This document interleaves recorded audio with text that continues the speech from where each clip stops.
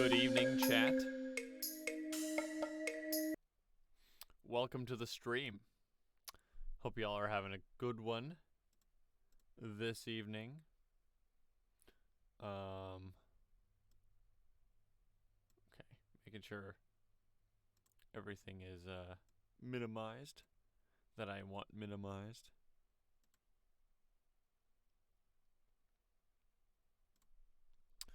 So, today we got something quite different. This was going to be SCP stuff, but as I have mentioned before, I decided to discontinue that project, at least for now.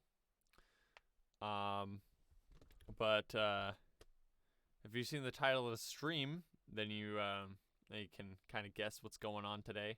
I've been talking about me making a card game for a while.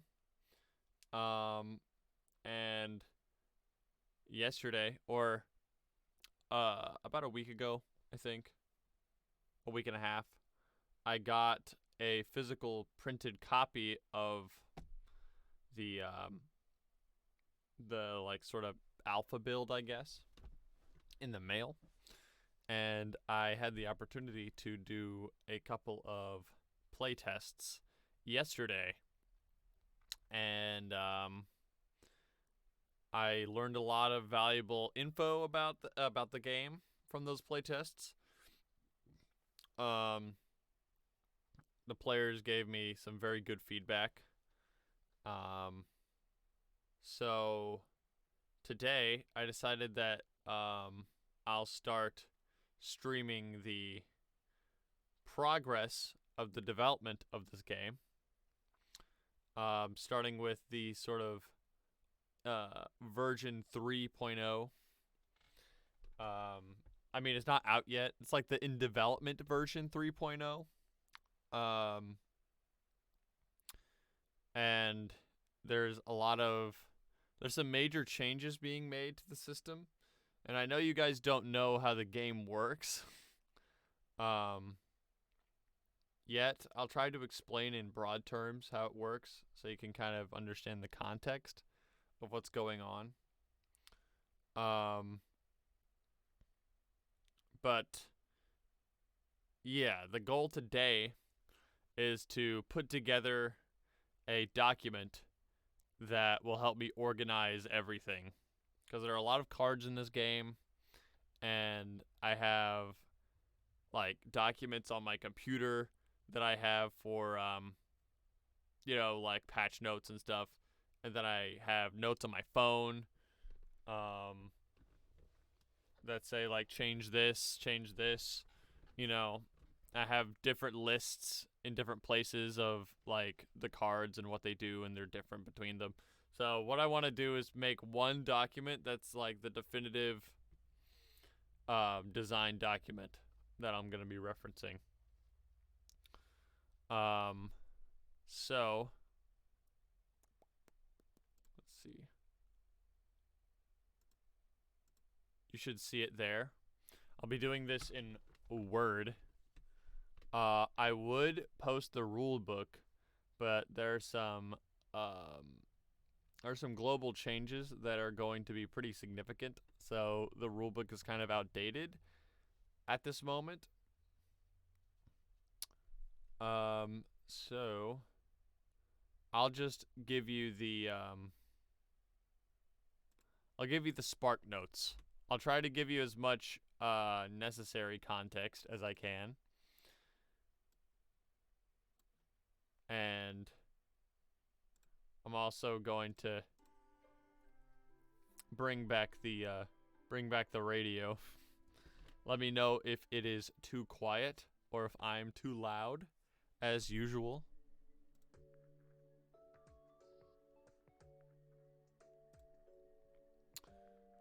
Okay.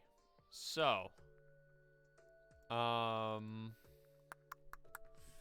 need to, like I said, I'll need to be referencing my phone notes for a lot of this.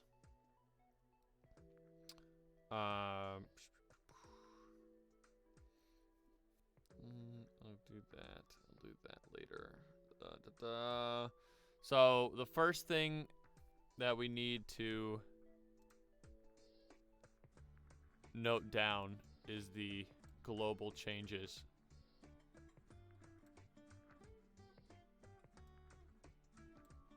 Because that will be, that'll be major context for everything else.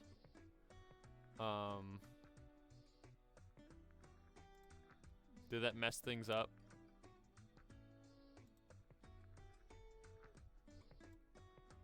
Makes it look a little wacky now, doesn't it?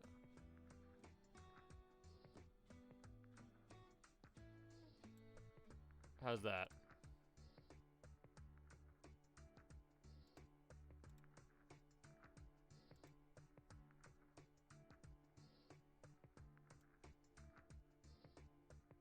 Does that work for y'all? I think it's alright. It was the chat box was in the way.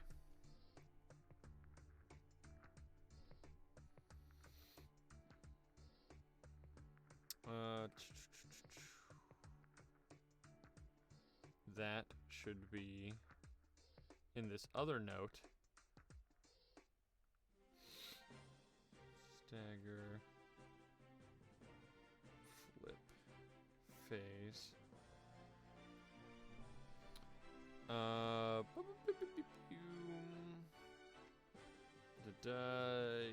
These are individual card changes, which we will also be writing down.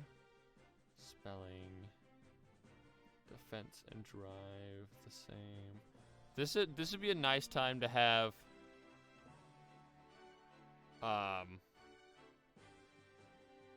separate monitors, so I can look at all this stuff at the same time.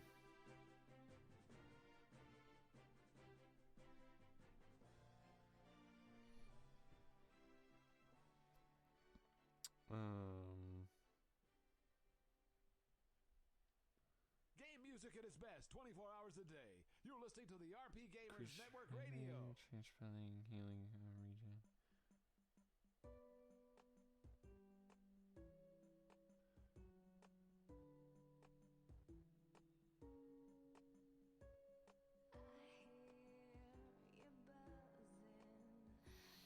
I'm confusing myself. Okay,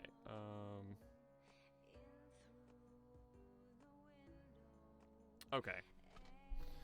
So, everything that there's a lot of there actually turns out to be a lot of major changes, but before I describe that, I suppose I should give you the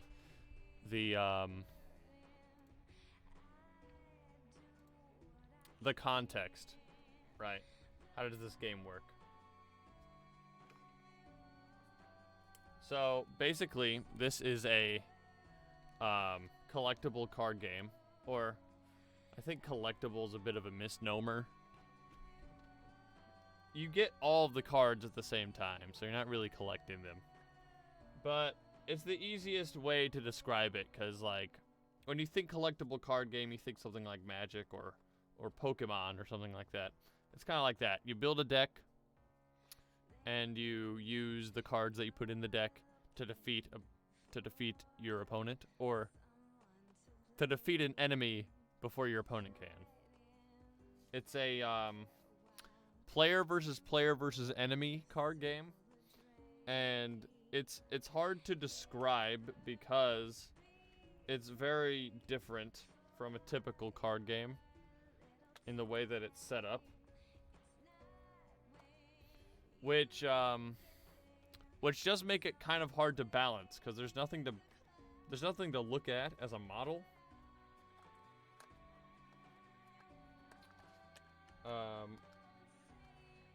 Which is a little bit annoying sometimes. If this was like Magic, I could just, look at what Magic does for a particular problem and base it off of that, but I can't really do that here.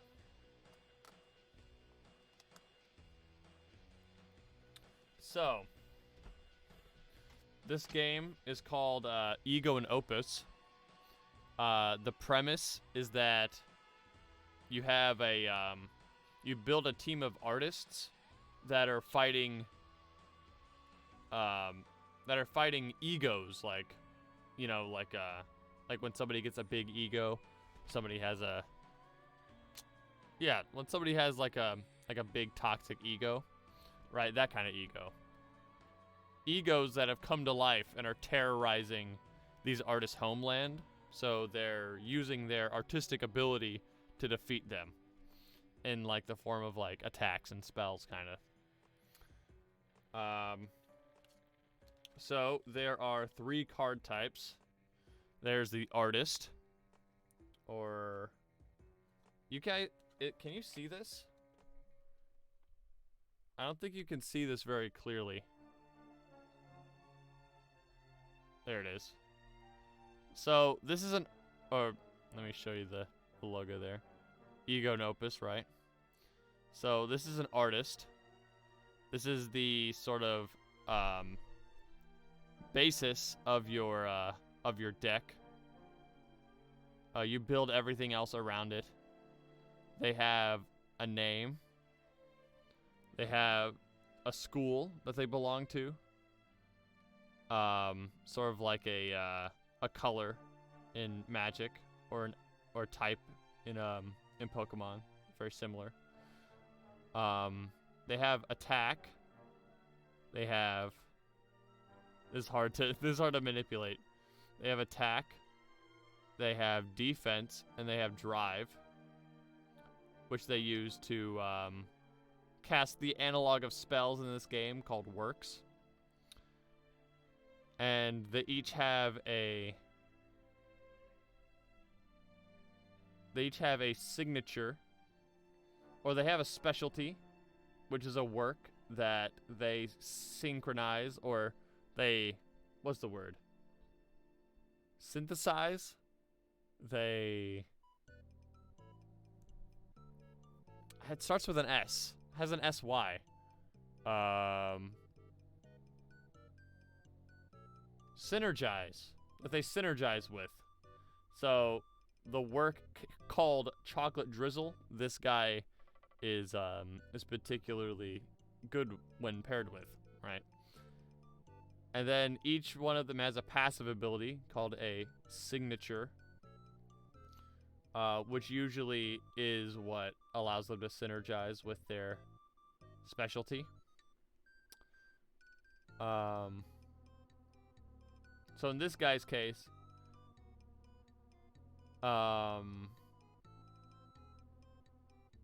if this guy, well, actually, you know what? I picked the one artist whose whose specialty or whose signature does not pair with their signature. It just happens to be that way. But his passive is that if he has another artist, or if your other artist on the field is a culinary artist, they get a benefit, right? So that's the basic card anatomy of an artist. And you choose these first when you're putting together all of your cards. These are the spells or works in this game. They've got a school. The school has to match the artist's school in order for them to play it. If it says all, though, anybody can use it. And then it also has a drive cost. So they have to have this much drive in order to play it. And then this is the effect, right? Or the result in this game, as it's called. So this just gives extra defense. And you play works with your artists in order to defeat these guys, which are the egos. They have a attack, and they have health. And they have strategies here. This tells them who they choose to attack. during their phase, right? So these guys are like automated enemy cards. This is the PvE part of the game. Both of the players are trying to kill 3 of these before the other one can.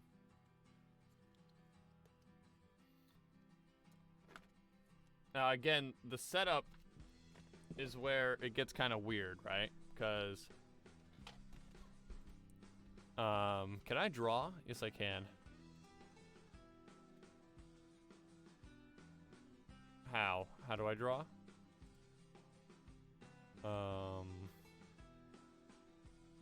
Black. Okay, so in a typical card game, you have your cards over here. Please bear with me here. You have your cards over here facing this way. Then you have your opponent's cards facing the opposite direction, like this. And, you're attacking each other. Like, I use this guy to attack this dude.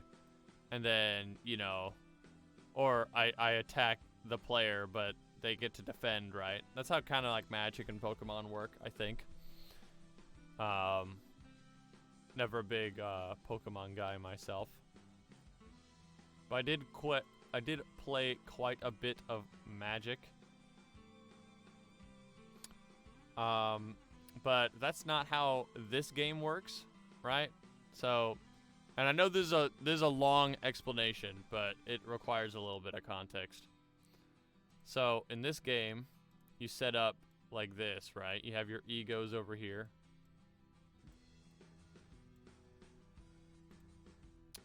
You have your artists here.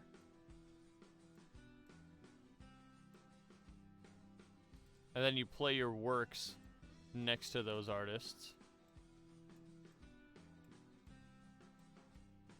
And they stack up like that, right?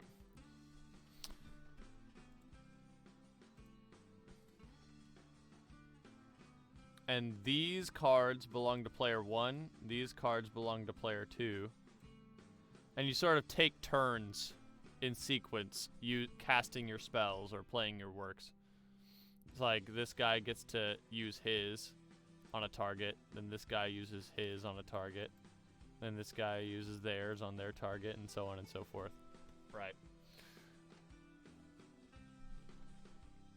I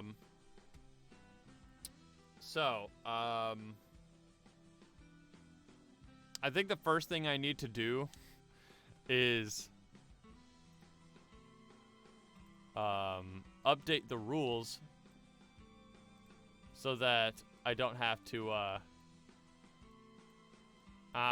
what is going on? I want to use the eraser, please.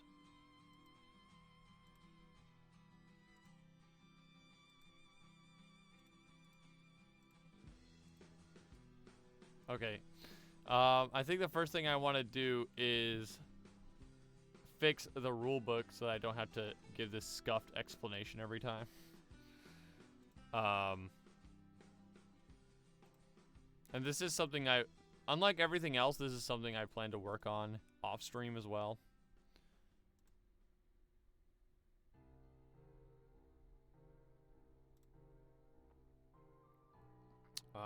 Okay, but see, here's the thing we found out during playtesting, right? During that playtest, that's kind of shaking everything up. Is that there were a lot of instances in which the players had the option to boost their artist's defense. Right? But they never did it because defense resets at the top of every turn. And they saw really no reason to buff them up.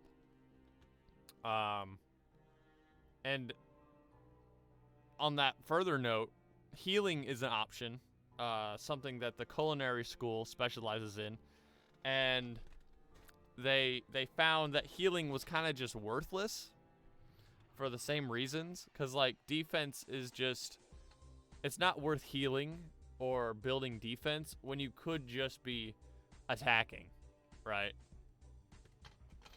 Or buffing up drive, which is a useful resource, or buffing attack, or doing anything other than increasing defense. It's just not worth it, or they just didn't find that it was worth it, right?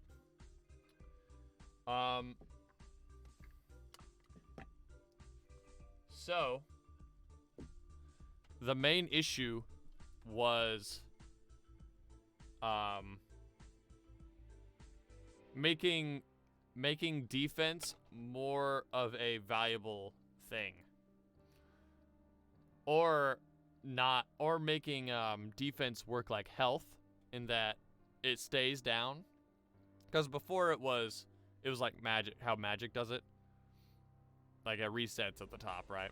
But if it was health, then it would stay where it is, it wouldn't change.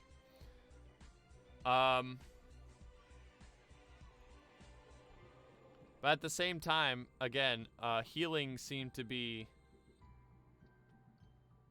I don't think healing would be very much of a strong option either, because in this game, your artists don't die permanently if they lose all their defense or health. They just get, you just put them back into your deck and then choose a new one, and then you can bring them back later. So buffing defense or healing is just not as strong as other options. And artists are pretty disposable anyway. And that's by design. Artists are supposed to be, they're not the focus of the game. Killing your opponent's artists doesn't give you score. Just egos. So they were disposable, right, basically. So we tried to figure out a way to make defense or health more viable of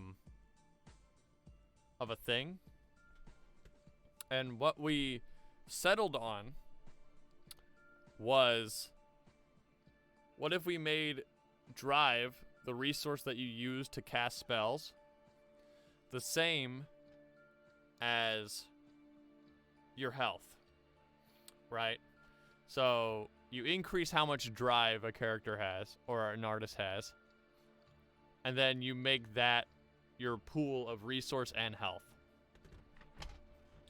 So an artist can die either by taking too much damage or spending all of their drive, right? And getting attacked lowers that drive. And I think that solved a lot of issues.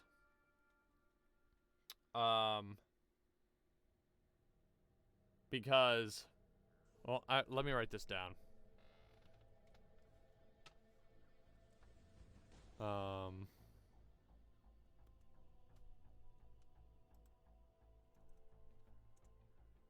that's pretty big.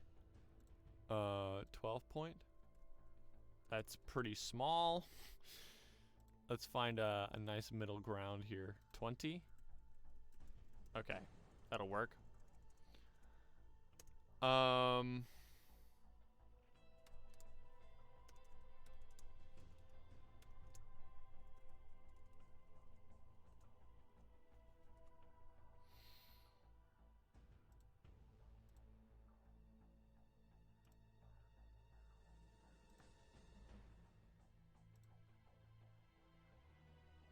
What was this, 20?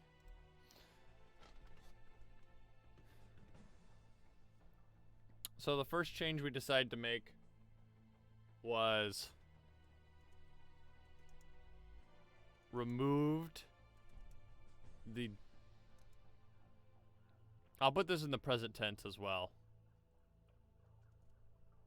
Or, yeah, remove the defense stat from artists.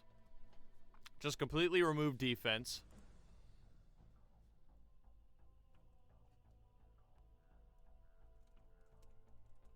Increase drive across the board.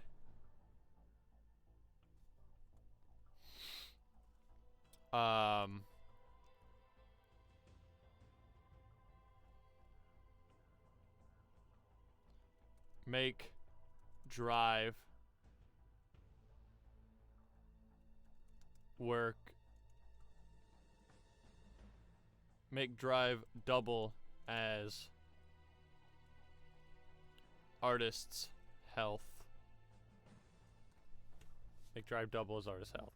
Right, so those changes, I think, are definitely the biggest that this game has seen since Ego and Opus was conceived, right? Because from the beginning it had attack, defense, and drive, and everything was built around the knowledge that artists had attack, defense, and drive. So this changes a lot. But for the reasons that I already previously mentioned at length, and because it removes another number from the card, it makes it look more simple, or it simplifies it, which is always good. You want it to be as simple as you can manage. And 2 stats seems to always be the golden number for card games like this. So it's a little bit more understandable, I think. So that's the first major change. The second is that, as I demonstrated before, artists were staggered in positioning, right? Or this could be player 1 or player 2. Like, it could be 1-2-1-2 or 2-1-2-1. But they get to act from top to bottom. So the players found that there were a lot of cards that they had in hand that were either extremely weakened or made useless by the fact that their artists were just in a later position than their opponent. Or some cards were made a lot more useful because they went first. Right?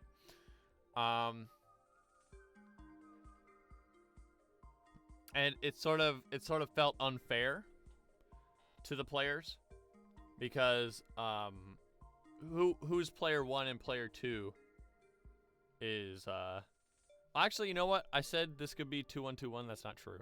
Player 1 is always the player who has these positions. But who gets to be player 1 is random at the beginning. So it felt unfair and therefore not very fun when the cards that you have are just invalidated because you happen to get bad positioning. I mean, there is some agency you do have. You get to choose which artists go in what position, you know?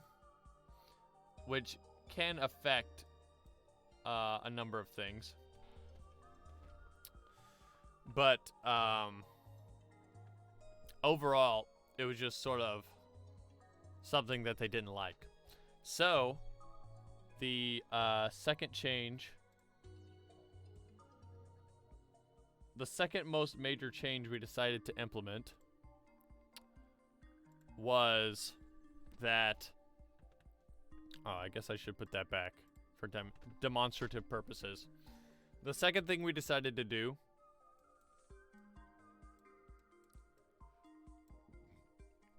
was usually on the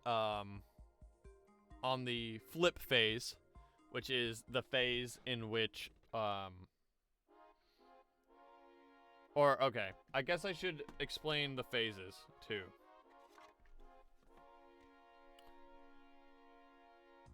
Strap in. Okay, I say that, but there's only 4 phases. Right, okay. So, there's 4 phases in this game. There's the draw phase, where you draw cards. That's pretty obvious. There's the play target phase, in which you get to play whatever work you want to do face down, and then choose a target for that work. It's the main, like, sort of planning and strategy phase of the game, right? And each player during the play target phase gets to play a face down card from the top down to the bottom, right? So player 1 plays a face down work and targets. And then player 2 gets to choose their first artist, like what work and target they get, and then so on downwards. And that's true for the second phase as well, which is the flip phase, phase 3. And in that phase, artists flip over their face down works, and then thus activating them, and then using the results or the effects on their chosen target. And that goes from top to bottom as well. I see you're making changes to your game. I am. I'm making some major changes. But yeah, so they get to flip and use their effects and use their works from top to bottom.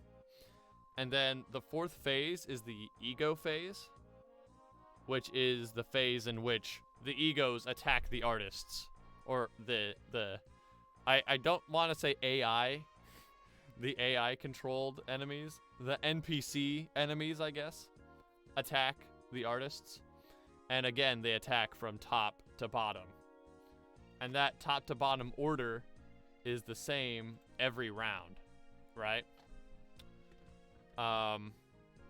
So what we decided to do to mitigate the perceived unfairness of getting positioning beyond your control is that instead of every turn going boop, boop, boop, boop, it staggers every round, right? So the first round, you do 1, 2, 1, 2. You do 1, 2, 1, 2. But then the next round, the play target, the play target in the flip phase happens like 2, 1, 2, 1. And then the next round is 1, 2, 1, 2. And then 2, 1, 2, 1. So that every artist gets a chance to go first, or every artist gets to be in every like slot every 4 rounds. Everybody gets to go first, and everybody has to go last once per 4 rounds. And the first game that we did for the playtest, we did it the first way, where it always top to bottom. But the second game, we did it with the stagger method that I just demonstrated, and it was much better. It was much more dynamic, and the players felt a lot better about the game. They felt that it added a little bit more spice. It felt more. One of the players said it felt more alive, and I think I know what they mean, because it's like it feels like changing the order up. It feels different each round. You know what I mean? I mean, it's hard to describe unless you're playing it yourself. But I think that was a really positive change. So,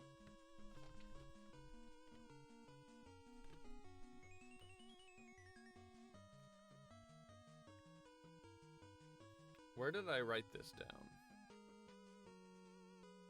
There it is. The order artists play works and target on the play target phase.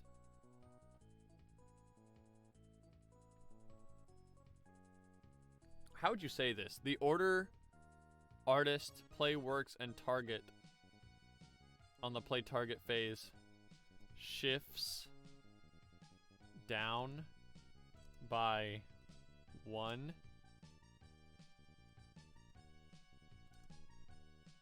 each round. That makes sense, right?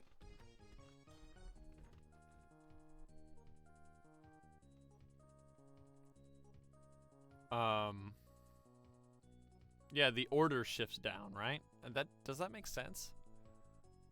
I mean, this document isn't for players. It's for like internal use. So, I mean, I know what it means, but I mean, at some point I'll need to come up with some clear language for this. The first artist to play works and target on the play target phase. Maybe that makes more sense. First artist to the first artist to play works and target on the play target phase shifts down by 1 each round. That makes sense. That makes more sense. And then the same is true.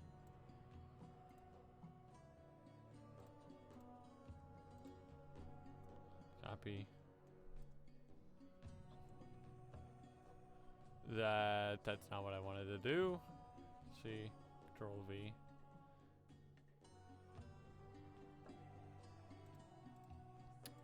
The first artist to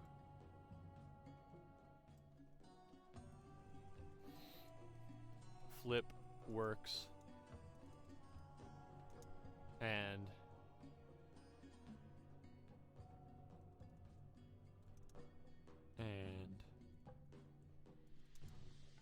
affect targets on the flip phase shifts down by 1 each round. Gotta be careful with that, or else you'll have to repeat of the qubit incident. What was the qubit incident? Oh, right. I had no idea what I was talking about, like a few months later. Yeah. Yeah, we want to avoid that. But this makes sense. Yeah, we want to be clear for us as much as possible.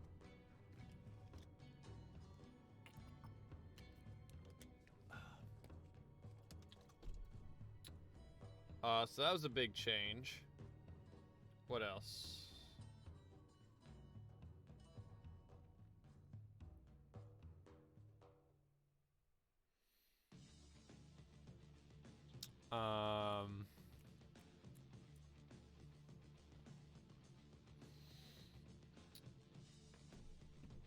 So there was another note that they gave that I had some that I'm not as sure on. And Cap, you have played the game before, so you can offer some insight as to what you think about this. But so you choose 6 artists beforehand, and you put them in an artist deck, separate from your other deck, and you choose 2 to put on the field at the beginning of the game. And if one of them dies, you take them off the field and replace them with a different artist from your artist deck, and then put the one that was removed or retired, is the language used in this game. The artist that got retired goes back into your artist deck, right? You can't replace an artist with themselves, basically. But the next time an artist dies, that other one that you had first can come back, right? So what they were saying is that you get 6 artists in your artist deck, but they didn't see a reason to have 6 if you could just choose like the 3 best artists, or like the 3 best artists for your deck, and that the other ones were just deck filler. But I'm not sure if I completely agree with that notion, since you know, you can keep you know, you have your 3 mains, right? That makes sense. You want to have your 3 mains, 2 to start and then 1 as the replacement on the bench. But you save your other 3 for more niche scenarios. If the circumstances call for them, you have them as a backup, right? They're sort of like your B team, I guess. And as well, if you are using more than 2 types of artists, or using representing 2 different schools within your deck, having 6 is a good number to have. So you could have like 2 of each artist, or like you could have 3 schools and then 2 artists for each of those schools, right?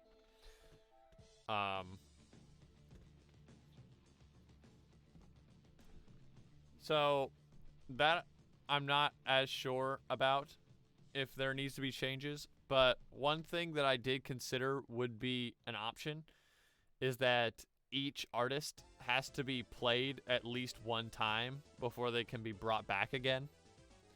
So like you have your 6, right? You put 1 and 2 down. 2 dies, so you put in 3. 1 dies, and now you can't put 2 back until 4, 5, and 6 have been played.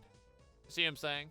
So like each of them have to be played once first. You can't just keep cycling through the same 3.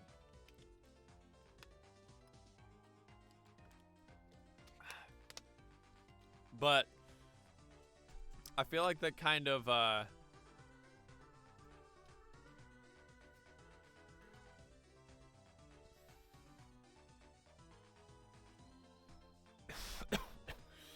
as long as all 6 have unique capabilities, it makes sense. It's easy to be like big damage, big health and just choose the top 3. Robustness and strategy is part of the game. See, that's kind of where I'm thinking, cause like I think okay. So on one hand, you being able to choose any of the 6 that you want to sub in as a replacement, I think is good, because choice is good. You want players to have as much choice as possible, right? And it allows them to be more flexible, right? So like, you're not forced to put out an artist that you haven't planned for. And for the previous reasons, right? Like you can reserve some for your B team. The only positive I see for forcing them to cycle through all 6 first is that well, I think there are a couple positives. One is that obviously it forces them to consider each of their choices more thoroughly, because they know they'll have to use each of them.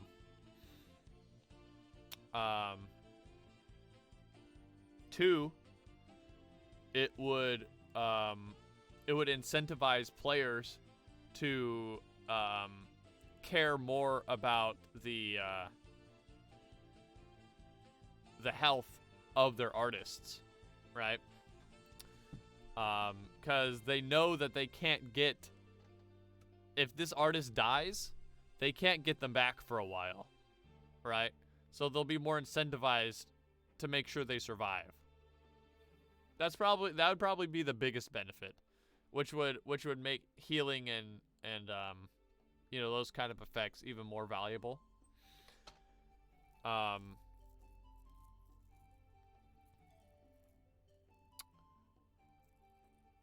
But again, on the flip side, as a con, that starts to put more emphasis on the inter-artist combat and not fighting the egos, which is the actual point of the game. But I could see it opening up more design space too, because you could have effects that you could potentially have effects that affect the order that you can play your artists. Like, you can play them out of cycle. Like, oh, you can actually play this guy now, even though you're not supposed to be able to. You know.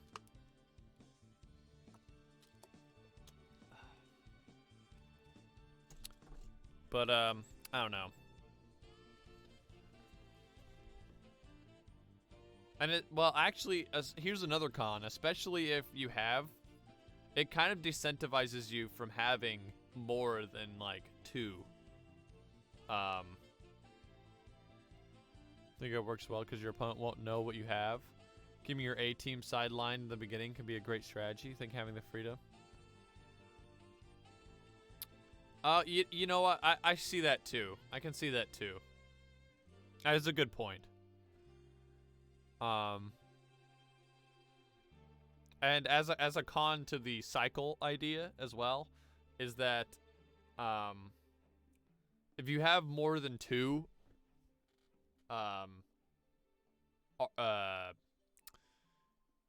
you have more than 2 schools in your artist pool, in your artist deck, then you'll just be locked out of like a third of your hand most of the time, right? A third of your works. So, I think we'll keep it as is. I think we've talked ourselves out of it.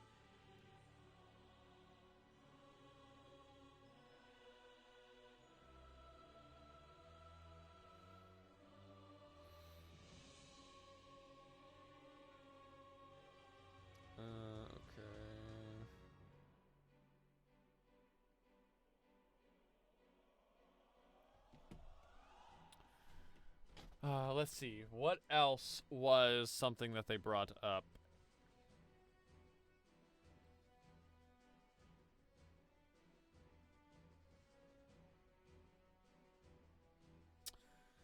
So, something one of the players brought up was that they felt that the choice of ego was kind of arbitrary. Right? Because they did say that there is some strategy to choosing egos that pair well with your chosen artists, right? Like making sure that you have artists that are less likely to be targeted by those egos, by the egos that you choose, right? And that's what I intended, right? Is for you to choose egos that would probably avoid you more often than not, because you want them to attack your opponent instead. Even though it is still kind of like you're still at risk of getting hit by your own ego.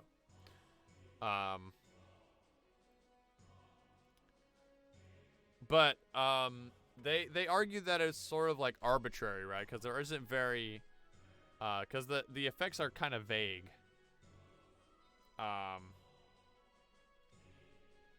And whatever you choose, the variance in your opponent's deck is so, like, there's no way you can predict it, that it's not really, it's more hassle than it's worth to choose the, like, hand pick egos, And they suggested that instead of well, they suggested two alternatives. Instead of choosing the artist that you replace yours with, you draw it from the top at random and place it there. Which is, I can kind of see that, although I do prefer the choice. I do prefer players having more choice than not. They also suggested that egos have their own passive abilities that affect the play state of the board, which is an interesting idea. I'm not sure if it's, again, I'm not sure if it's something I agree with, because my whole sort of vision for egos was that they're just simple enemies that you have to play around, and they only do something on their designated phase, right? Like, you have to pay attention to who are they going to choose to target, and should I play around that, or should I just tank the damage? That's kind of the idea. That's the whole idea. But I saw some potential, right? I don't want it to have like all of them have passives if I chose to do that. Because the other player said, well, I mean, it would make it a lot more interesting, and it'd give you more to think about when choosing an ego for your ego deck. But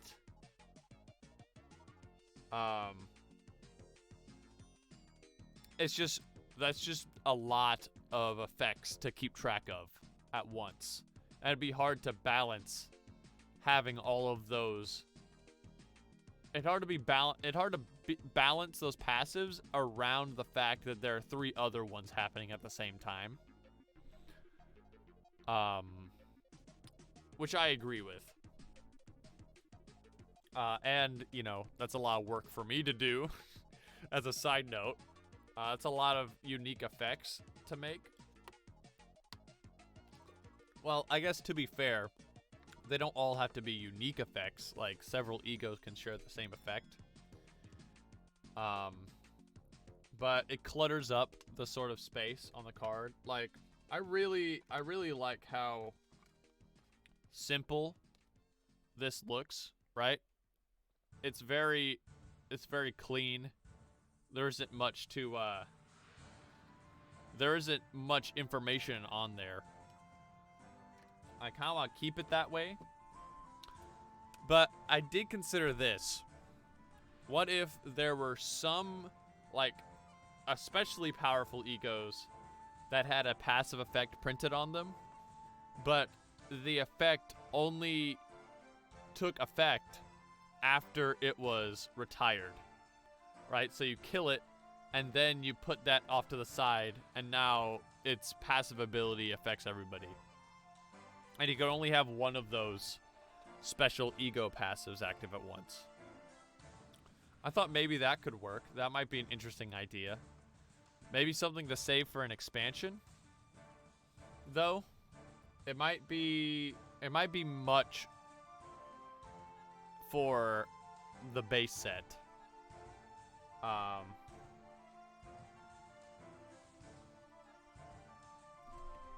But I could see that being saved for like an expansion or something. That could be interesting.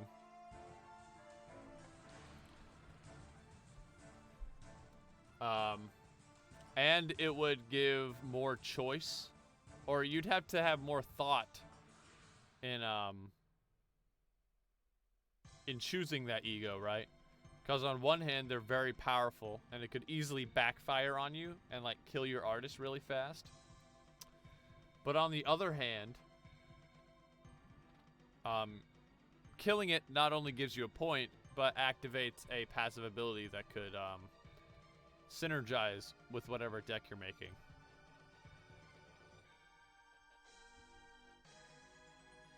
So, I don't know. Something to think about. I think for now, though, I want to keep it as is. I think it makes sense that an ego can leave a passive effect. It makes sense that a very aggressive and strong ego would become passive once destroyed. Yeah, like it still lingers around.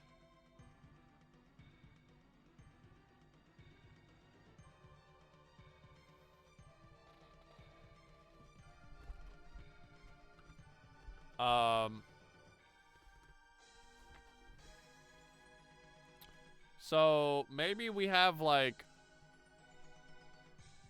I think there's going to be 36 egos in the final game.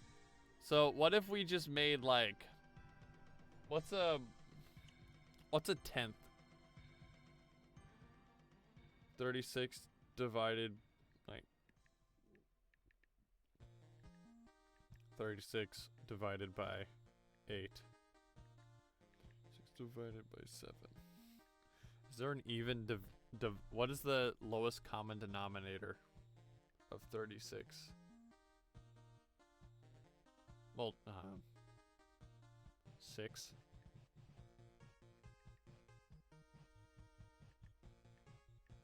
If it's divided by 6, then what is that? That's not 20%, but that's like,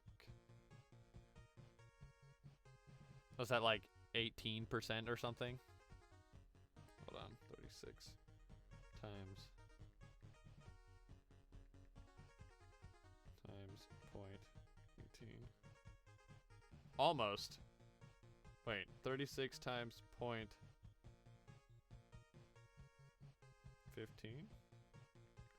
It's somewhere between 15% and 18%.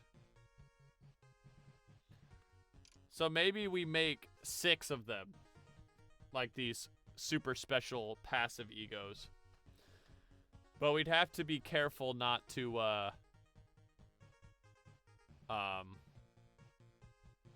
make them too strong.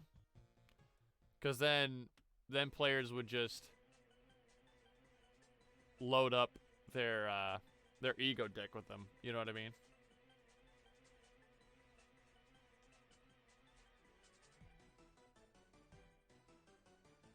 But maybe we'll get to that. Maybe we'll get to that. We'll get to that when we get there, right? I'll write it down anyway. Introduce egos that have a passive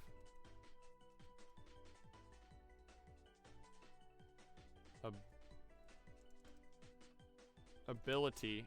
Introduce egos that have a passive ability which activates while it's in the graveyard.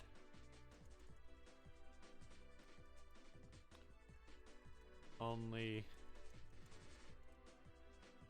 one of these ego passives can be active at once. The newest ego to enter a graveyard is prioritized. Introduce egos that have a passive ability. Introduce egos that have a passive ability which activates while it's in the graveyard. Only one of these ego passives can be active at once. The newest ego to enter a graveyard is prioritized. Only a handful of egos have these passives. What is that? Excuse me?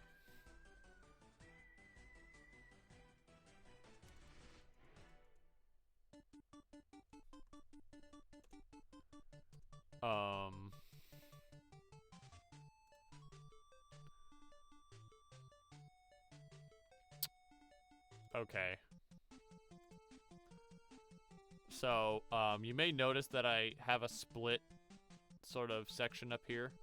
I wanted to have that so that I could have like the old stats on one side and then the new stats on the other, so I can compare them like that.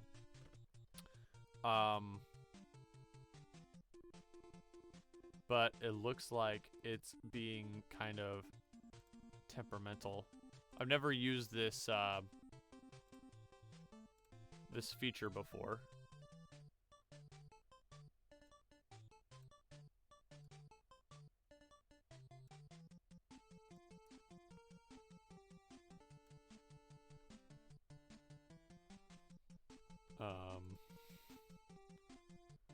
Hold on.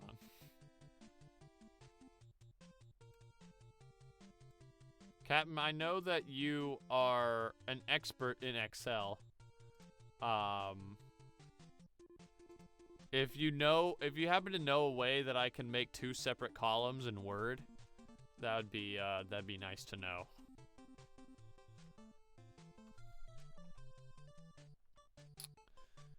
I mean, column seems like it would work, right?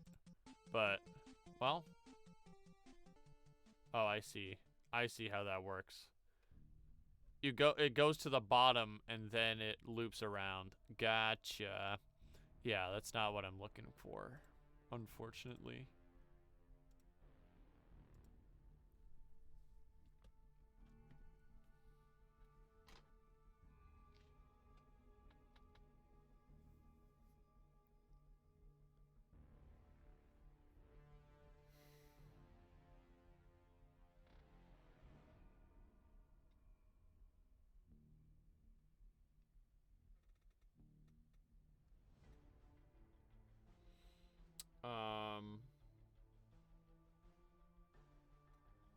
Okay.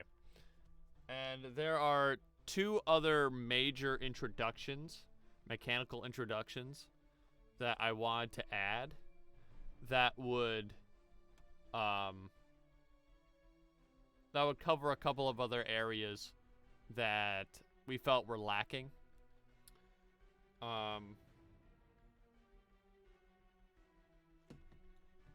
One is that, again, healing was not seen to be very effective. Because just do something else instead of healing. Because healing couldn't even bring up... like, there wasn't even overheal in the game. So, not very strong. And we don't have defense anymore. Kind of doesn't work. Because there are already a lot of... there are a lot of cards that increase drive and increase defense. And those 2 things are already now the same. So, cards that heal, I felt like I couldn't just make into give drive again. I felt like there was some more design space somewhere with that. So,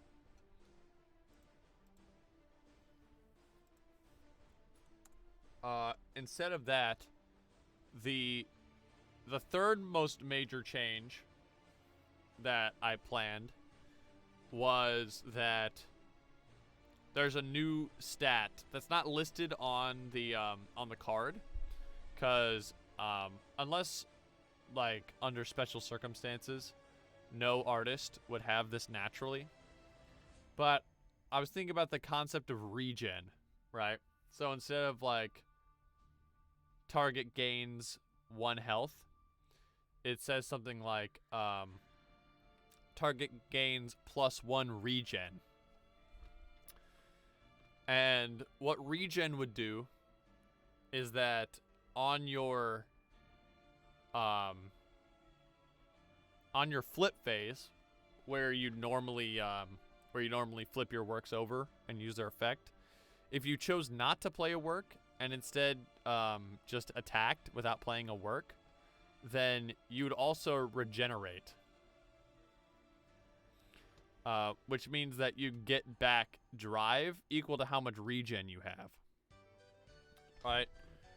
So, say that you have an artist who used a work on their ally, that says target artist gains +1 regen. On the next round, that ally can choose not to play a work, and then when they attack and not use a work, they regenerate 1 drive.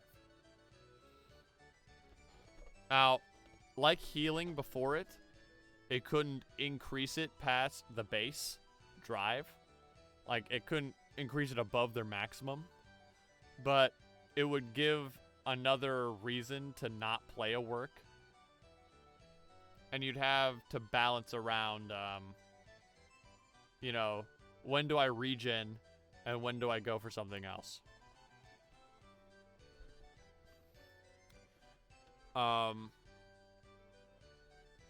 Or instead of attaching it to attacking, right? Like when you attack, you regen.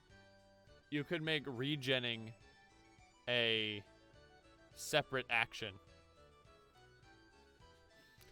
right? So if you chose not to play a work, then you get 2 options. You can either attack your target, or you can regenerate. So you get more options there. And I think that opens up more design space too. Because like you could have cards that say, like, whenever this artist regenerates, or this artist may attack and regenerate on the same round.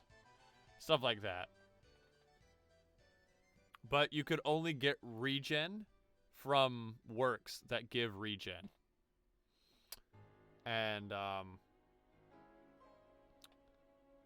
okay, so here's something else I had to explain. So, here's your artists, right?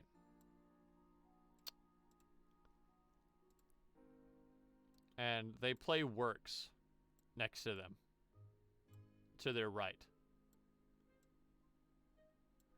And works stay on the board permanently until something removes them across rounds. Or if an artist dies, then it takes their works with them. Works are said to be attached to artists, right? So if an artist that the work is attached to gets retired, then those works get retired as well and go to the graveyard. Now, some works have effects that continuously affect their target as long as they are on the board. So let's say this has a permanent effect or a continuous effect. It would say something along the lines of target artist has +1 attack, right? Or target artist has +1 target artist has +1 attack, right? So as long as this work is here, it has +1 attack. So the same would be true for cards that have regen. And it'd be the only way under normal circumstances to gain regen is to play a work that says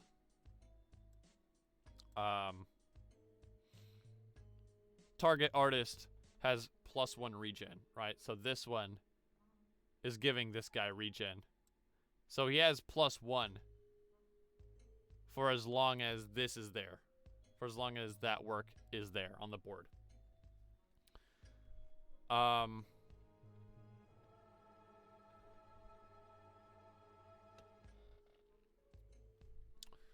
So, it would be a powerful effect, but you need to spend a work in order to build it up.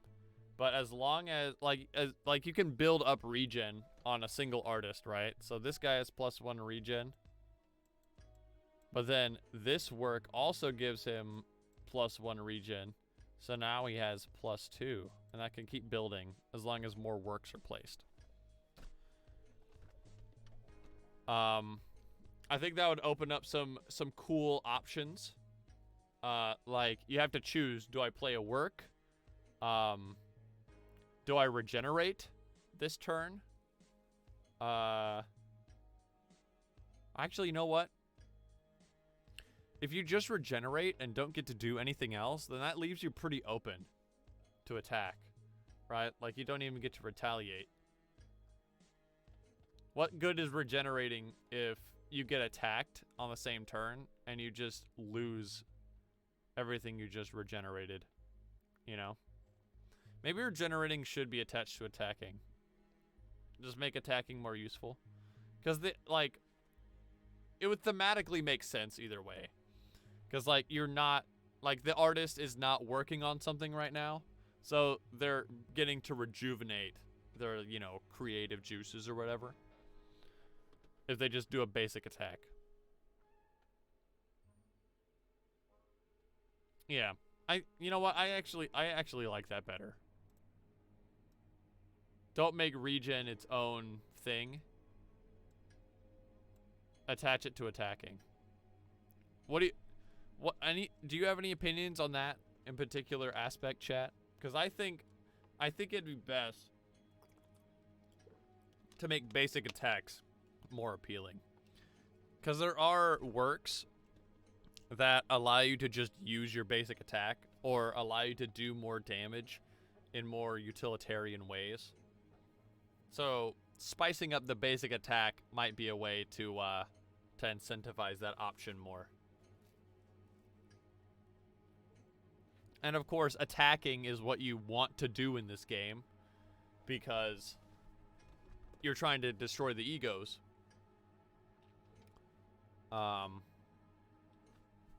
Which I guess is something I should mention, is that the sort of overall philosophy, or one of the overall philosophies of this game, Brought to you by rpgamers.net.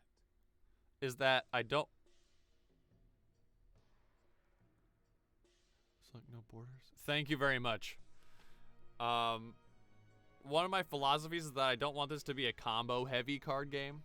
I want works to be less like setting up for complex combos, and more so like you use works to supplement the current situation and, you know, support your attackers. Not to say that works can't combo with each other. There's definitely synergy, but it's not... I don't want it to be like a very fast combo game, you know what I mean?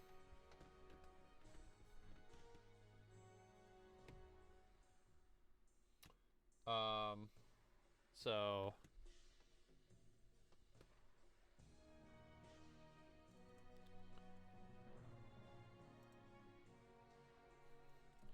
Introduce the regen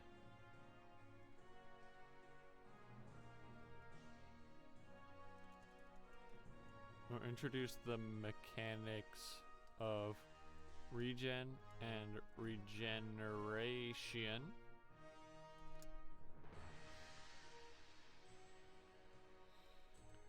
if an artist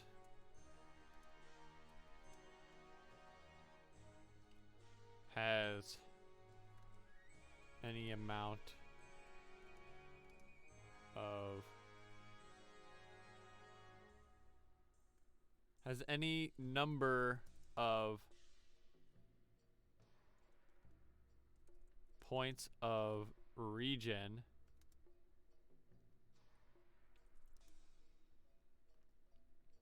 they regenerate when they do not flip or copy a work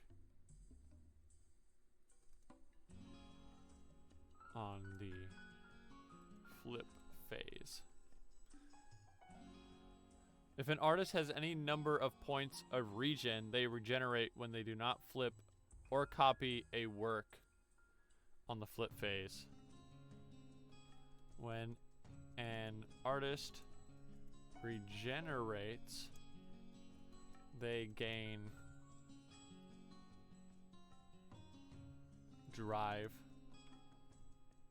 equal to the number of points of regen that they have. Does that make sense?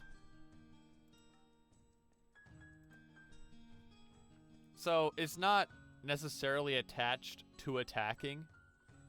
There could be niche situations in which they don't flip or copy a work, but they also can't attack. Like, there's one card that kind of disables you from taking action, called Grapple. If you're grappled, then you can still regenerate, because you're not flipping or copying a work on the flip phase.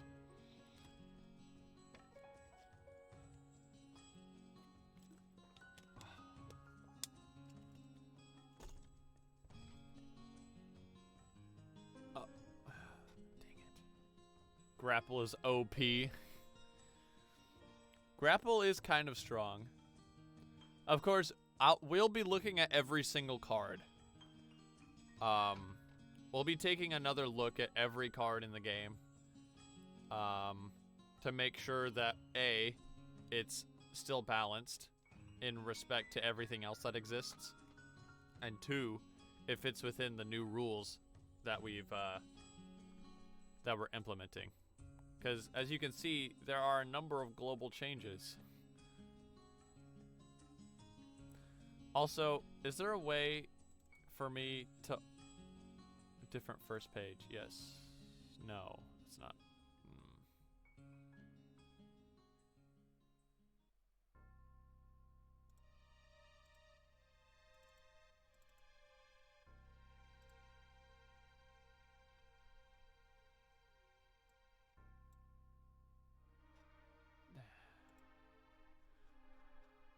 Can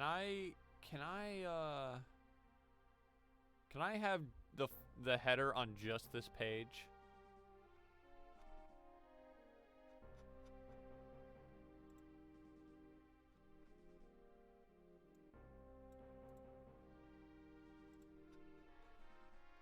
What if I did this?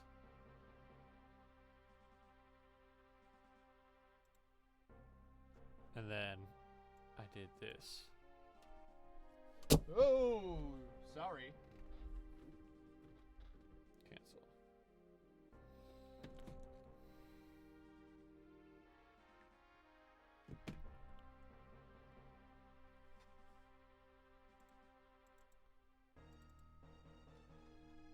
Now, for everything that I have been saying about healing being bad, there is still a place for healing in this game. Just not for artists, right? Because artists don't have defense anymore. But egos have health. And in some circumstances, it may be helpful for you to heal an ego so that your opponent doesn't kill it too fast. So healing will still be in the game. It's just a little bit more circumstantial.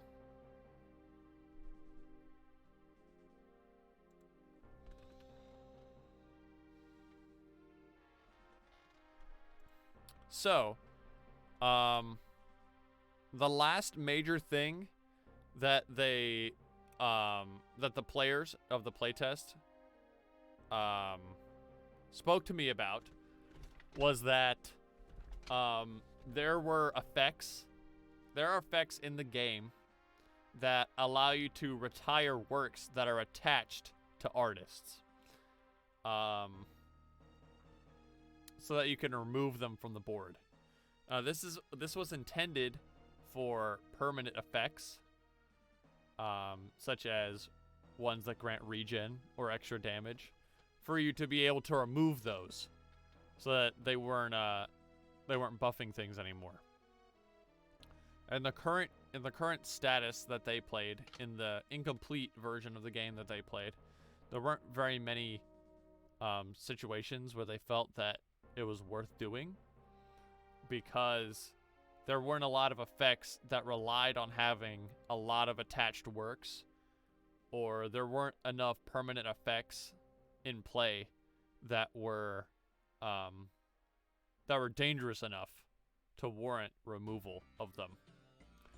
But I think that with the introduction of the regen mechanic, being sort of an overarching mechanic of the game,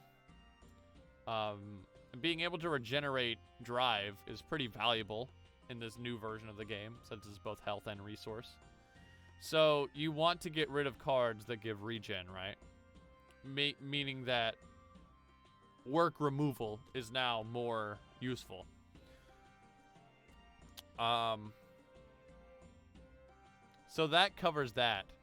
But I want to lean into that idea of having a lot of works being beneficial to you, or more effects interacting with how many works you have attached, because it's sort of a unique aspect of the game.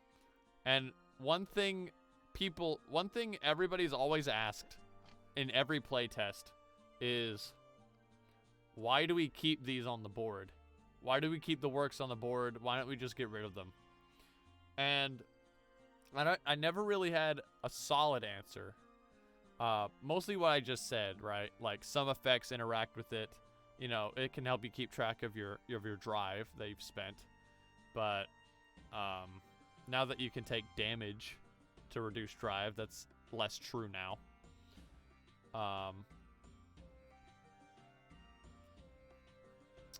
And, you know, there are permanent effects that require it to still be there. But none of those are very confident answers, right? So I think having overall mechanic that that's focused around attached works and using that sort of design space would be a good thing. And I hope you agree, if all that made sense. So my idea was, if you're familiar with tokens, the idea of tokens from Magic the Gathering, it's sort of like that. Introduce the idea of work tokens. Alright, so my idea is, if you'll forgive another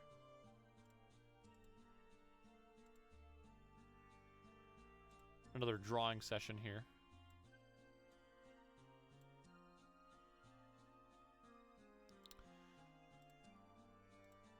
Is that, you know, you have your normal works, and then you have a special type of work that acts as a token that other works can create. And these would be off to the side somewhere. My idea is that we call these drafts, right? So I was thinking, what's like a work? What's a type of artistic work that you could call like a throwaway, or like it's sort of like, you know, it's not as important as the others. I think a draft, like a first draft, sort of fits that bill. So I'll call them drafts, right? So let's say we have this work says, attach 3 drafts to this artist. So you attach these. And that language is important as well, because you're not playing them or flipping them. You're directly attaching them. So anything that says when you play a work, this happens. Like if you had a card that said, whenever you play a work, gain 1 drive. Something like that. These wouldn't proc that. These wouldn't set that off. Because they're not being played. They're being attached. And basically what these drafts would be is, not only would they bolster the number of works that are attached to your artist, which would benefit effects that, you know, rely on that. Like, for every 2 works that you have attached to this artist, gain +1 attack. Not only would it do that, but they would have the special effect of they have to be retired first before retiring any other work. So if this artist down here plays a work that says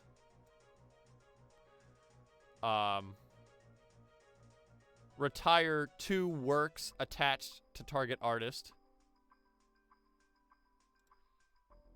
and it's targeting this guy,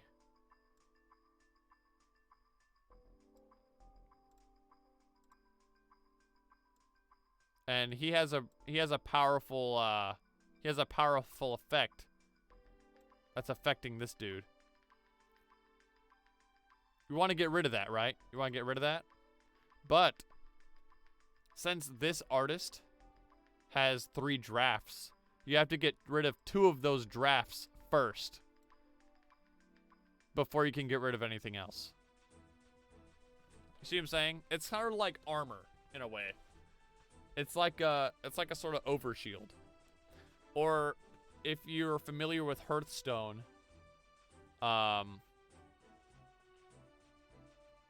Hearthstone has an ability called is it called Taunt?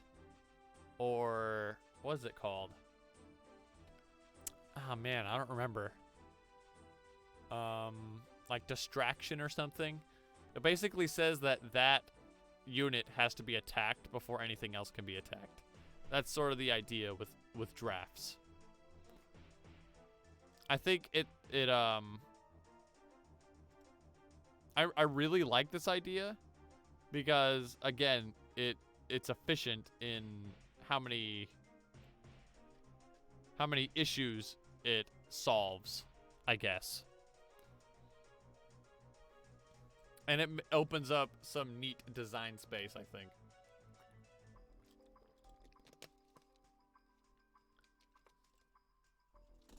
And it's much more interesting than just normal healing, right? It makes passive works more viable if you can defend them with drafts. And it makes work removal more viable because they're going to have drafts that you need to get rid of.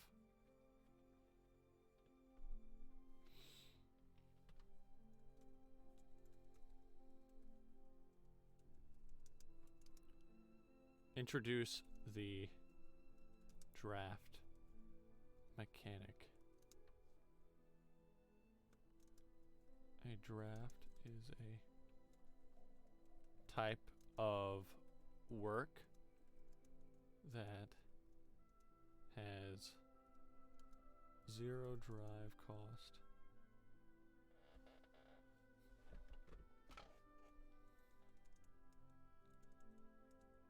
I guess, like, it needs to have stats. You know, you're not playing it or anything, but it has to have some sort of stat. A draft is the type of work that is of the all school, which is the school that any artist can use. Type of work that is of the all school has a drive cost of 0 and has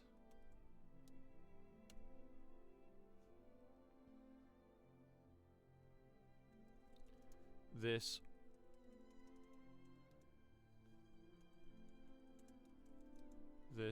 work must be retired before any other work attached to this work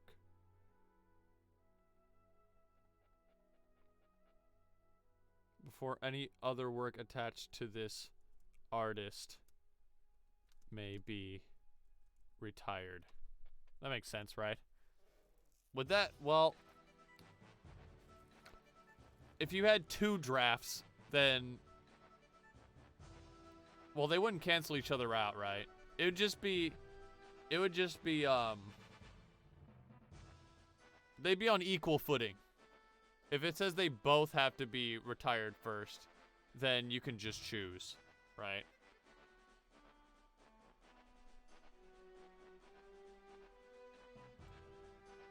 Or we could just say drafts must be retired before any other work attached to this artist may be retired.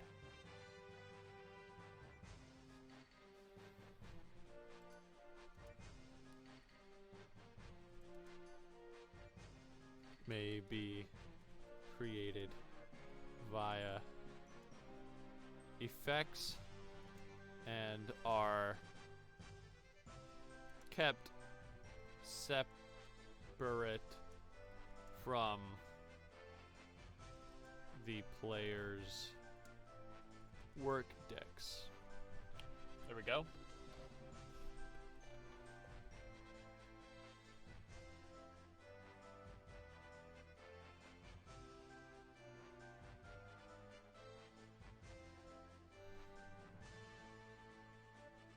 Or actually, you know, if to make it even more clear, draft drafts must be retired before any other work attached to this artist may be retired.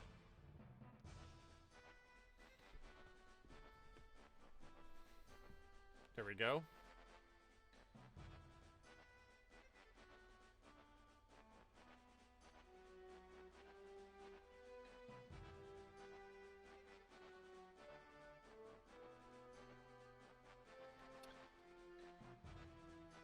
And that is finally the last of the major changes, the major global changes.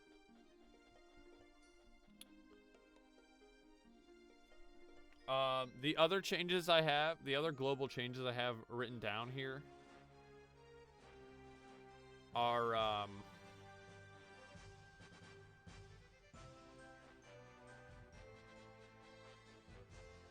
well, it's like wording, right? Because I think the current wording on the cards is a little clunky.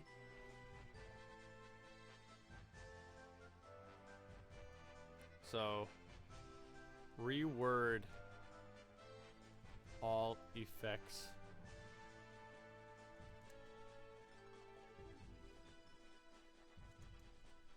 Effects that are permanent,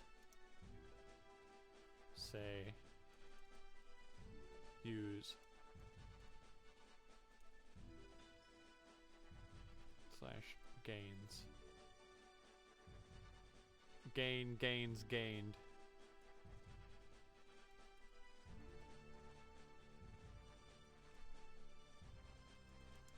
And effects that are not use has.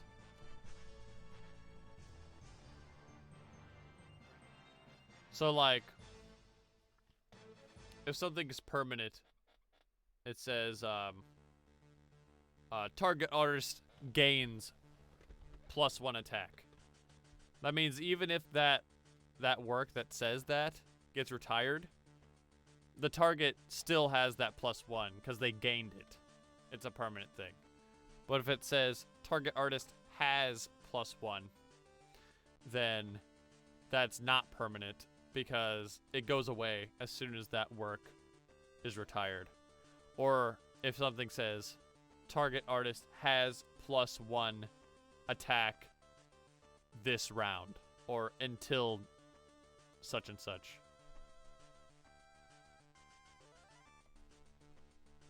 Use has.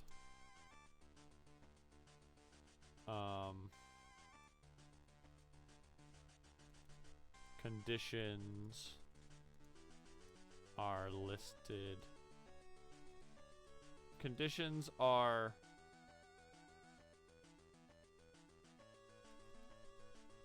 listed last. So instead of saying something like, this round, target artist has +1 attack, it should be consistent and always say, target artist has +1 attack this round. Just some housekeeping there.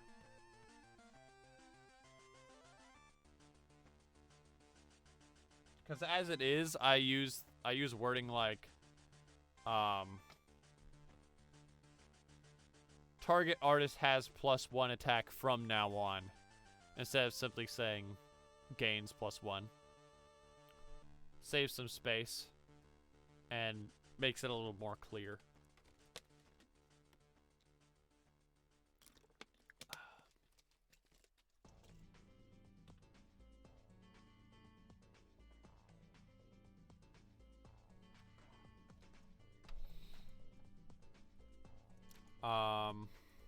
And then some bonus things. I wanted to try to make up rules for different players for more than 2 players.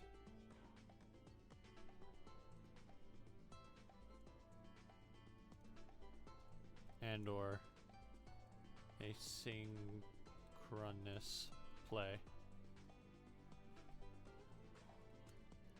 That's what we can consider this like a stretch goal. And I wanted to remove lore chapter from rulebook. Create separate document dedicated to lore.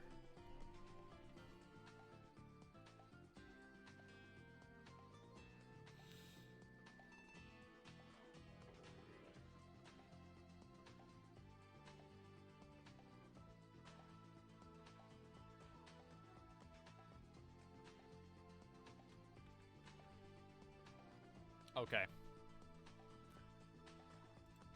Whew.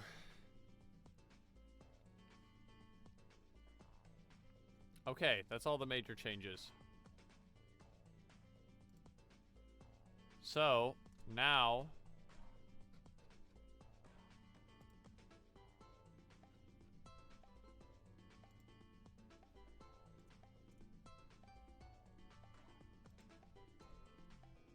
we can move on to the actual cards themselves.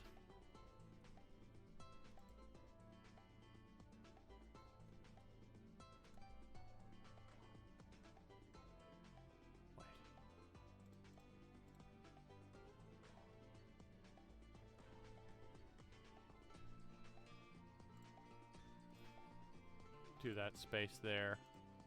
And then I am a stickler for consistent formatting. Okay. So there's going to be a... I'm going to do this alphabetically. So there are 7 schools.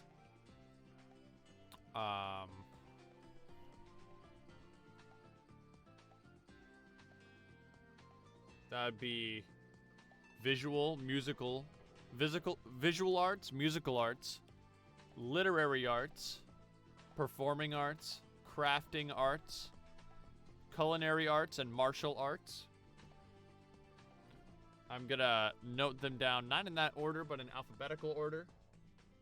So I believe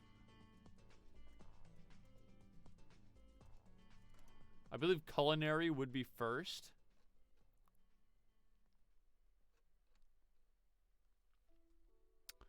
If I am correct there, I'm not sure.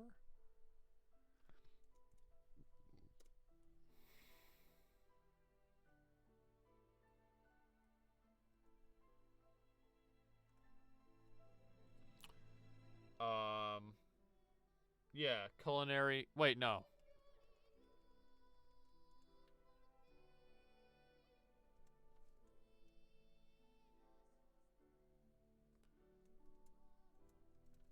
Well, I'm separating them by acronym.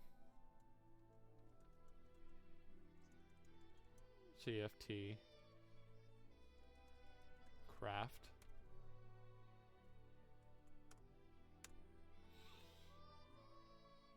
So that would be first, and then culinary.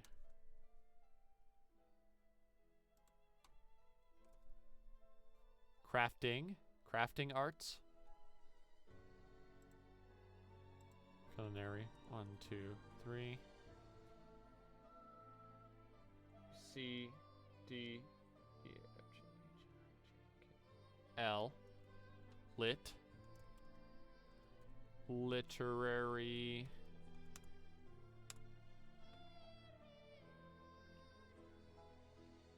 MARSTUV.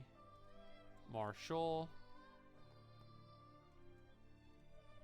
Martial arts. I think martial might be my favorite, even though it's like the least like conventional art that's represented in this game. Musical.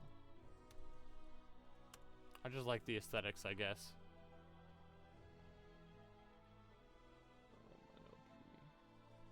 Perform. Performing arts.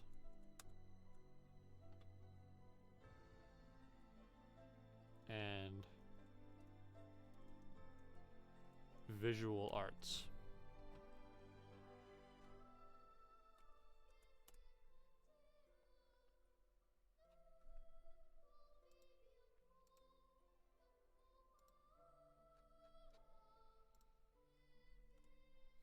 This needs an extra space, actually. I need room for the table.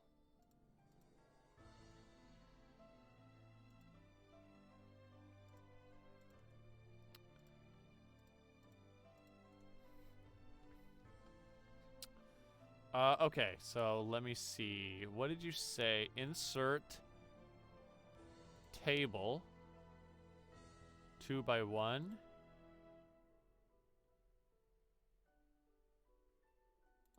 Wait, what did I do? I did something wrong, didn't I?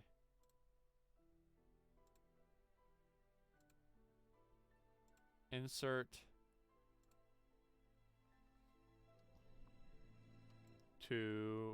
wait, 2x1.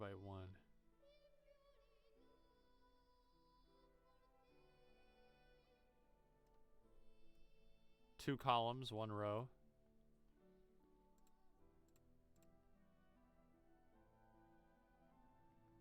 Fix column width. Auto. We'll do auto. Okay. And select no borders.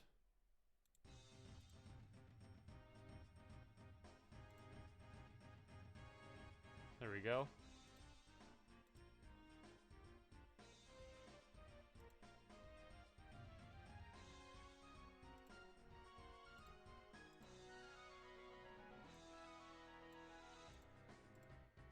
I can't see it.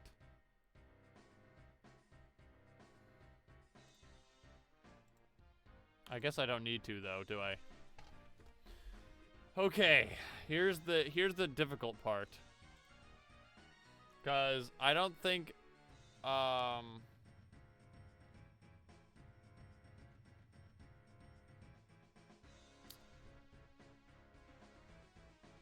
don't think the version of the works that I have written down on my phone are the most up to date. I'm not sure.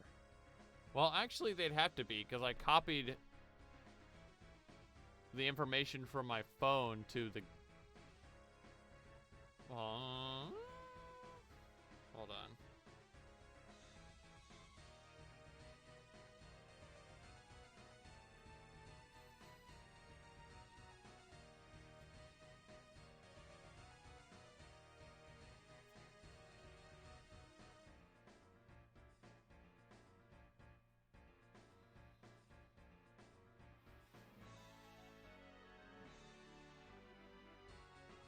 No, these aren't up to date. I know that the most up-to-date versions are the ones on my computer. But that means I need to open another menu or another window. Ugh. Games.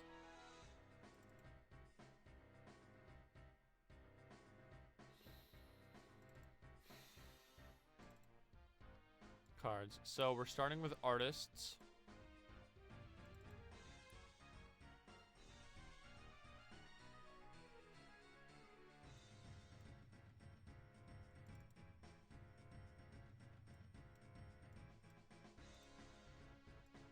Okay.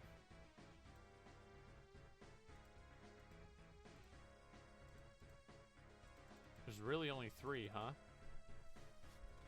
I always think that there's more. Oh no. Can I force this to be in the front?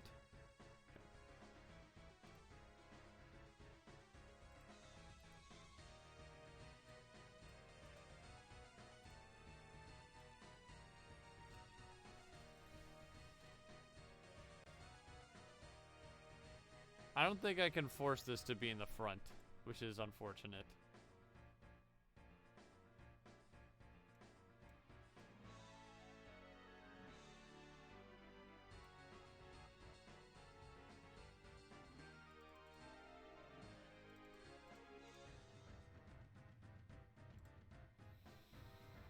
Dang it.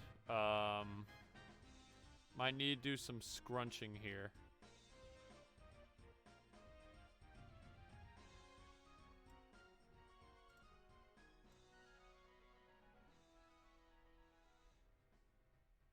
Don't need to see the character art. I can move that.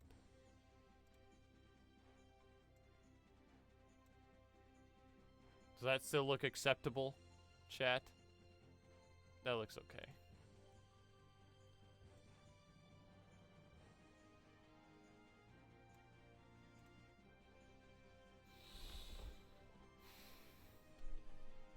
Okay. So, thank you for running those calculations, Belhest Flake. So, I can basically just write it down as it looks on the card itself.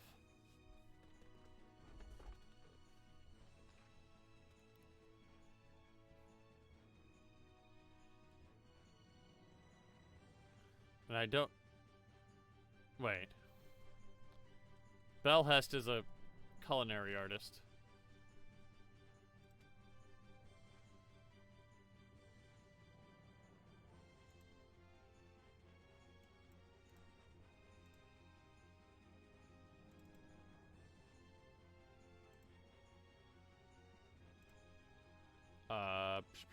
I need to go to craft.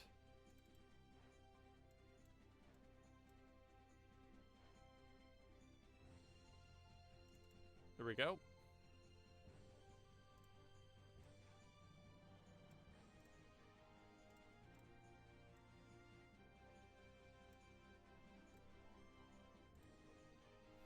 Okay. And I don't need to write down their school because they're already categorized by school.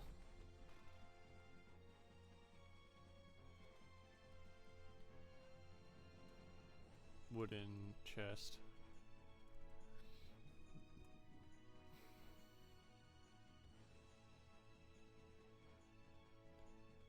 One. So this is going to be the... On the left is going to be the current version.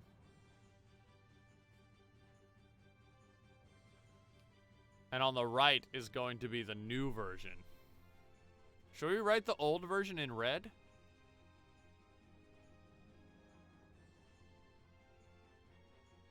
Would that make sense?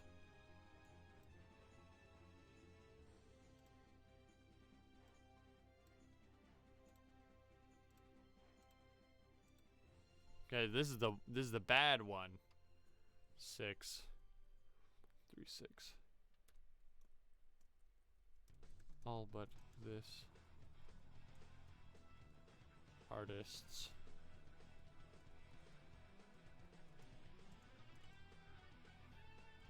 Two latest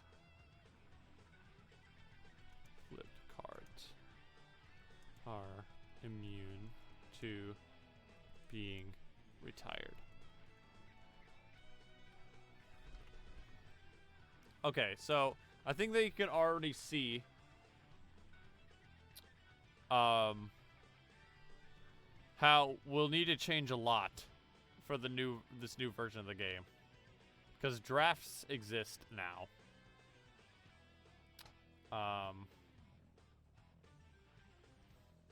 Well,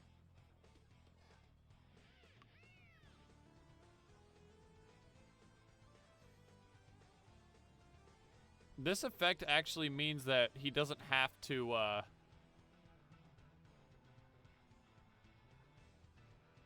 he doesn't have to use drafts. It just means that his 2 latest ones are not immune, right?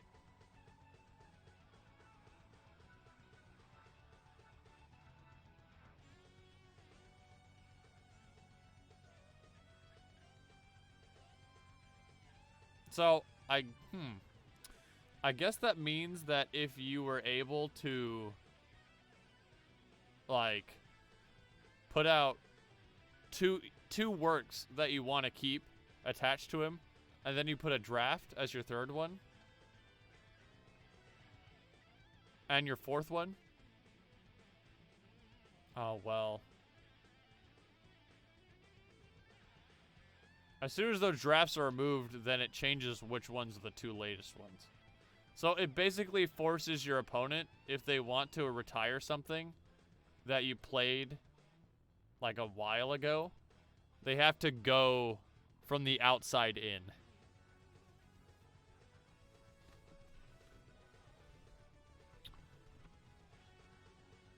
Which is neat. I don't know. Alright, here's the thing, chat. Should we just write down everything first and then worry about changing all the new stuff? Or like, then worry about fixing everything? Like, I write down all the old versions of the artists and the works and the egos first. Because actually, you know what? Thinking about it, it probably makes more sense to do the works first. You know what I mean?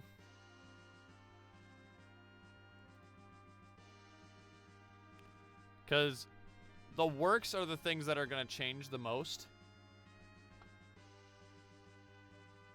Or that rely the most upon these new changes.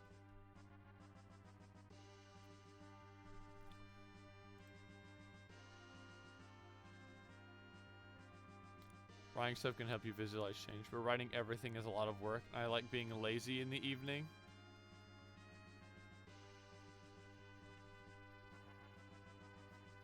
Just do one at a time. If we're gonna do one at a time, then we should instead,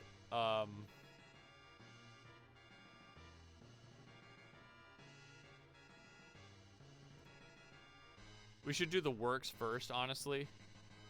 But we're already here. And, well, it's almost 8 o'clock anyway. So, we'll do Adrian. What does wooden chest do?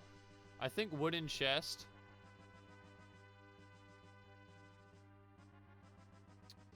work. I think wooden chest, it retires. It retires a target work. Retire one of target artist's flipped works. For 2 drive.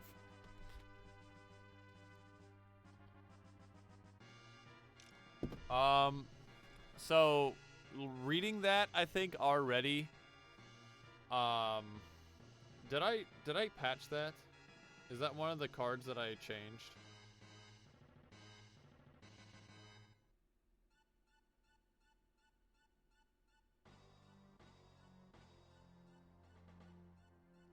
I change it to retire up to 2 works instead of 1. Which is better. It's better value. You retire 2 works for 2 drive. That's not bad. But I think maybe, I'm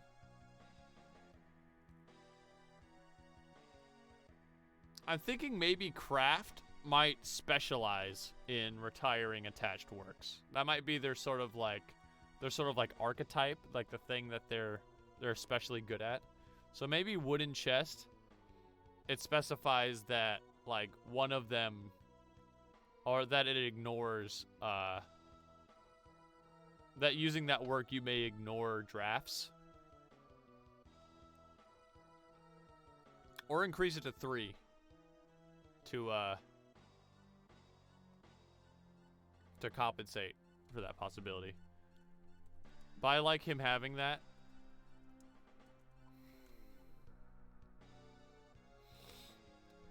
Because his theme is that, you know, he specializes in making chests, right? So he keeps things secure and he keeps things safe. So I like the theming there. So here's the thing. 1 attack. But how do I choose how much drive he has? Because if I do 6, then you also have to account that that's also his health. A wooden chest costs 2.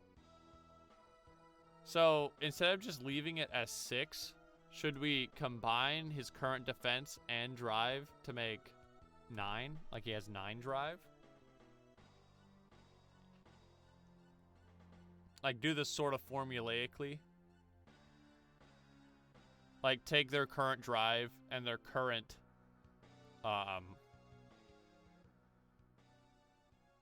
defense and then maybe add 2 to it? Or is that too much? Because works generally cost 1 to 3, but I guess I could change that to like 1 to 4 if drive totals are higher now. And artists have attacks that deal like 1 to 3 damage.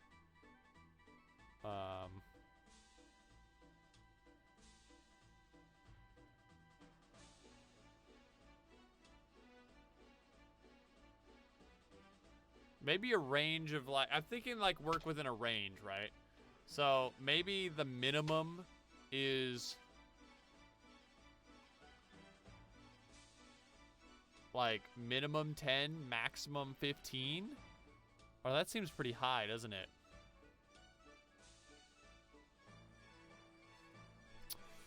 I don't know.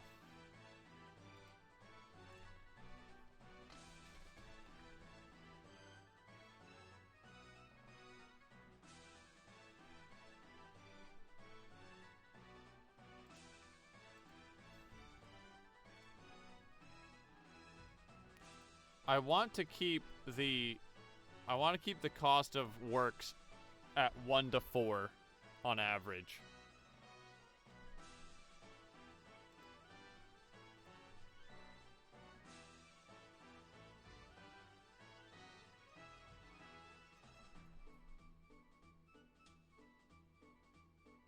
So if the maximum is 12, then that means at the maximum an artist could play the most expensive type of work 3 times in a row.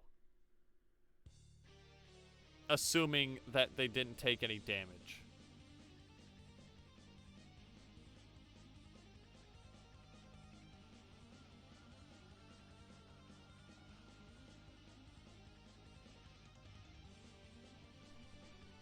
Right now, the natural range for defense, I think, is 3 to 5.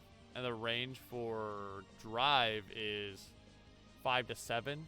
So that would make, if we just formulaically combined these values to get our new drive, the minimum would be 8. And the maximum would be... Wait. 2, 3. 3... 5. Yeah, 5, 6, 7, 8. 4, 5. 6, 7, 8, 9, 10, 11, 12. Yeah, it'd be 8 to 12.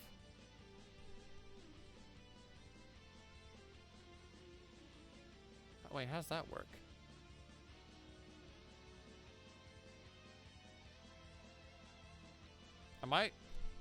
This is just basic math.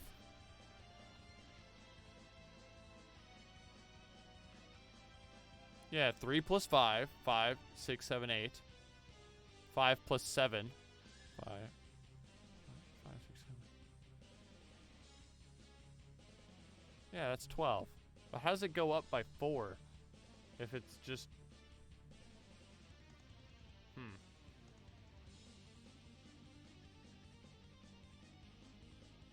Weird. Okay. So 8 to 12. That sounds reasonable, doesn't it? I mean, there'd be no way to know until you playtest it, but...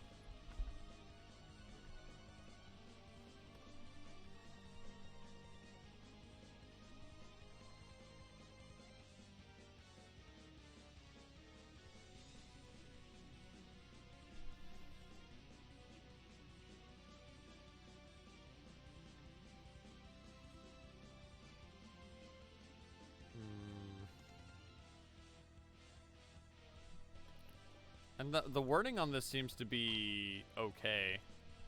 All but this artist's 2 latest flipped cards are immune to being retired. 198? That sounds a little busted.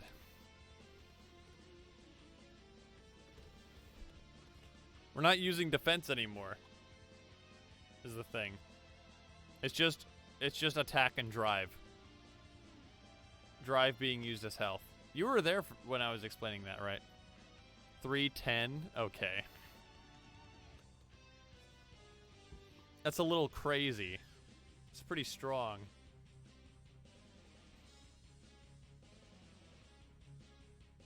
Well, I mean, I'm sure there are some artists that are going to have that combination somewhere. Of course, we can always move out of the natural ranges if we see fit.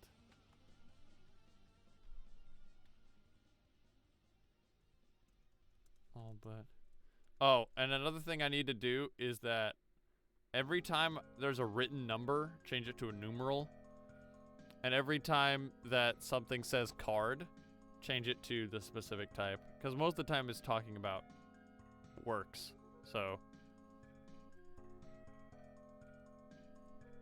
all but this artist's 2 latest.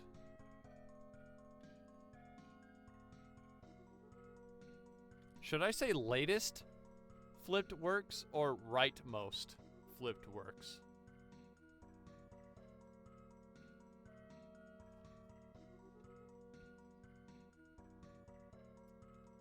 Because it's always going to be going to the right, isn't it? Well... I mean, the game is designed... I guess the game is designed for right-handed people. I didn't keep those southpaws in mind. But,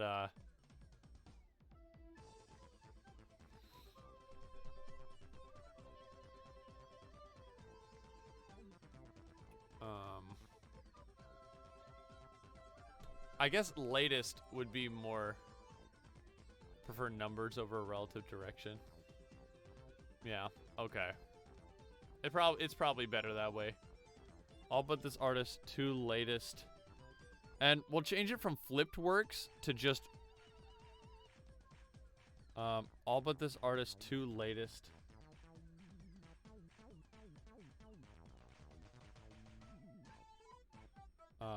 Attached works. Because there's a distinction between flipped works and copies. So his effect now protects him from both. All but this artist's 2 latest attached works are immune to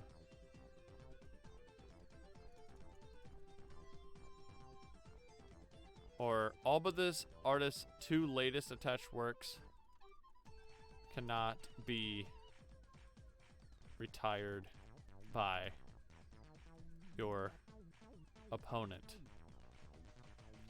So you can still retire them yourself if you need to, but your opponent can't do it. All but this artist's 2 latest attached works cannot be retired by your opponent.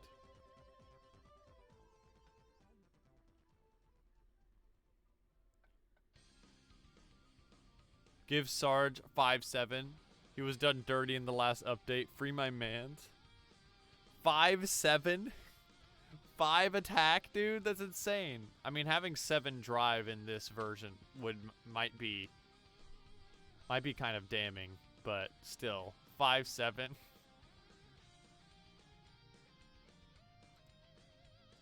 I like that. I like this format. Is it easy to read? Here's something, Cap. Can you read this? Or is it too small? It looks readable to me.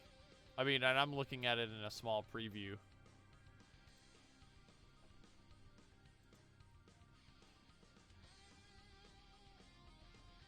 Okay, but I feel good about this. I managed to, what did we do this stream? I managed to explain briefly how the game works. I walked through all the new global changes. And we were able to do one card today. I think that's good progress. I didn't think we were gonna get to the cards, honestly. When I close my eyes, I have a hard time reading it, but when I open my eyes, I can read it fairly well. Good. It's intended to be read with open eyes, so that's good to hear. Okay, well, it is now 8:07, so I will be concluding the stream for tonight.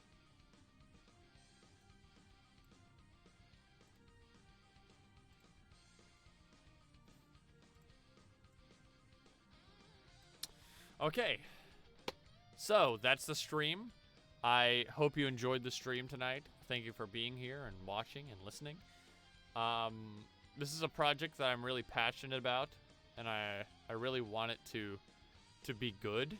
So I'm going to take my time making sure everything is up to snuff, so to speak. I may or may not do actual games on stream with my physical copy. It doesn't have all the cards in it, and I need to like write with permanent marker over the cards to update them. But I'm always wanting to get more data, and if the global changes are as good as I think they are, or as good for the game as I think they are, then we should be getting less and less big changes like that. Like that, hopefully this is the last major system change. Some things might be tweaked later, but yeah. I think playing it in person a couple of times really helped reveal all the issues. Okay. And with that, I suppose I will close out the stream for tonight. Once again, thanks everybody. I'll be working more on this on Wednesday. We'll get right into the works, which is, you know, it's going to be a big portion. I think there's like, how many works are there? I designed 10 for each school, and then 20 for the all. So I think there's 90 works. There's 90 works in total in the game. Which is a lot. So we'll just be getting right into that on Wednesday.